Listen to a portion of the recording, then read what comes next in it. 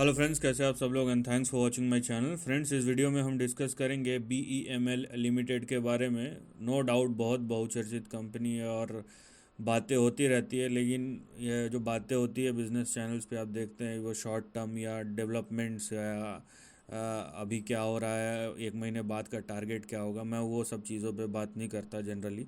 मैं long term trend आने वाले सालों में क्या हो सकता है या क्या अपॉर्चुनिटी दिखाई दे रही है या हो सकती है उसके बारे में डिस्कस करता हूँ। और वही डिस्कस करूँगा इस वीडियो में। देखिए, यहाँ पे आपको एक चीज़ ज़रूर दिखाई दे रहा होगा कि पिछले कुछ सालों में या एक से ज़्यादा दशकों में 2006 के बाद से यहाँ पे इस शेयर ने BEML ने एक स्टांस यहाँ पे मेंटेन किया है कि 1625 और यहाँ पे देखिए करीबन 1850, ये दो आपके हाईएस्ट लेवल है या रेजिस्टेंस लेवल है, इनके ऊपर कभी गया नहीं है। लेकिन जिस तरीके से यहाँ पे ट्रेंड फॉर्मेशन हो रहा है, ये एक्चुअली एक इन्वर्टेड हेड एंड शोल्डर है। यहाँ पे मैं आपको दिखाता हूँ कि किस तरीके का पैटर्न फॉर्मेशन है। ये देखिए आप, ठीक है, ये यहाँ पे एक इन्वर्टेड हेड एंड शोल्डर जैसा पैटर्न फॉर्मेशन है। और यहाँ पे अगर ये इस तरीके का ट्रेंड है, इसका मतलब ये है कि देखिए, मैं टाइमिंग पे बात नहीं कर रहा हूँ, ठीक है। फिर क्या है ना कि फालतू के चीज़ें या फालतू के कमेंट का कोई मतलब नहीं है। यहाँ पे मैं टाइमिंग पे बात नहीं करता, मैं पैटर्न पे ज़्यादा बात करता हूँ। जब होगा होगा। अगर आपको ट्रेंड पे भरोसा है, ट्रेंड आपको यहाँ पे मोटिवेट कर रहा है कि हाँ भाई एक अपॉर्चुनिटी है, तो उस पर हम डिस्कस करेंगे। तो ये देखिए इस तरीके का कुछ है।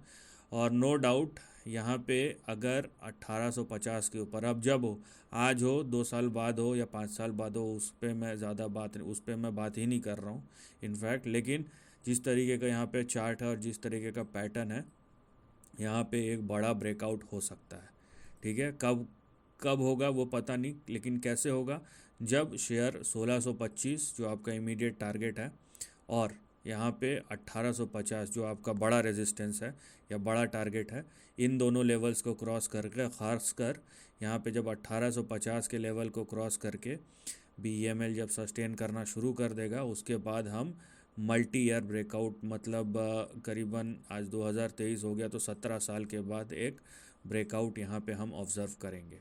तो अब यहाँ पे आपको फ़िलहाल तक का कहानी समझ में आ गया कि किसके ऊपर ब्रेकआउट होगा। तो बड़ा ट्रेंड 1850 के ऊपर कब होगा, उस पर आप ज़्यादा दिमाग मत लगाइए। अगर दिमाग लगाना है तो आप लगाइए, है ना, मुझे नहीं लगाना है। अब आगे क्या, तो आगे के ट्रेंड पे हम बात करते हैं, क्योंकि देखिए सबसे पहले मेरा काम रहता है कि रिस्क को बताना। अभी तक मैं इसमें बताया नहीं हूँ, क्योंकि लॉन्ग टर्म ट्रेंड पे ज़्यादा फोकस है। तो उस हिसाब से मैं सपोर्ट, स्टॉप लॉस, टारगेट सब बताऊंगा। तो इसलिए पहले मैं रेंज या ट्रेंड को ड्रॉ कर ले रहा हूँ। और इस तरीके का ट्रेंड है, यहाँ पे आपको कुछ दिखाई देगा। अब आपको पूरा पता चल रहा है। तो सबसे पहली बात, स्टॉप लॉस कहाँ है, 585 पे, ठीक है। यहाँ पे थोड़ा बड़ा, यहाँ पे वो इसलिए है क्योंकि हम लॉन्ग टर्म ट्रेंड के बारे में डिस्कस कर रहे हैं। तो यहाँ पे आपका टारगेट भी बड़ा होगा और आपका स्टॉप लॉस भी दूर ही होगा। तो ये देखिए, नीचे 585 का स्टॉप लॉस, इसके नीचे नहीं जाना है आपको। ऊपर 1625 और 1850 का टारगेट। और अगर 1850 के ऊपर सस्टेन करता है ये शेयर, तो आप समझ लीजिए कि आगे जो रेजिस्ट टारगेट या जोन होगा वो 40,000 से 80,000 के बीच में होगा, ठीक है। तो यहाँ पे एक मल्टी ईयर या मल्टी डेकेड मूव स्टार्ट हो सकता है, लेकिन इसके लिए समय है अभी। और अगर ये ट्रेंड चालू होता है तो यहाँ पे एक बहुत बड़ा अपॉर्चुनिटी आपको देखने मिल सकता है। लेकिन आने वाले सालों में, मैं फिर बोलूँगा, यहाँ पे मैं आज कल परसों की बात नहीं कर रहा हूँ। मैं कम से कम 3 से 5 साल या फिर उससे ज़्यादा लंबे ट्रेंड की बात करता हूँ। अब उसमें 10 साल लगे, 15 साल लगे, इट डज़ नॉट मैटर। अगर ट्रेंड सस्टेनेबल है और यहाँ पे ब्रेकआउट होता है, तो आने वाले समय में एक बड़ा अपॉर्चुनिटी आपको दिखाई दे सकता है। So this is the end of the video. Thanks for watching.